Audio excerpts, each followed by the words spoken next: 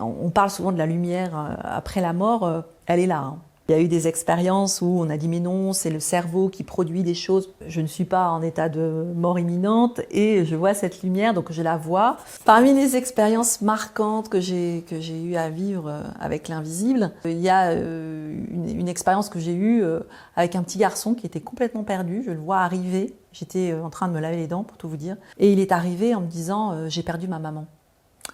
Et là je suis restée mais qu'est-ce que je vais lui dire? J'ai compris évidemment qu'il était défunt, c'était pas autre chose possible, et j'étais complètement déstabilisée à l'idée de devoir lui expliquer, et d'ailleurs je l'ai pas fait. J'ai pas su lui dire, mais qu'il était décédé, et je l'ai accompagné, je lui ai dit écoute viens, on va aller vers cet endroit. Donc on parle souvent de la lumière après la mort, elle est là, hein.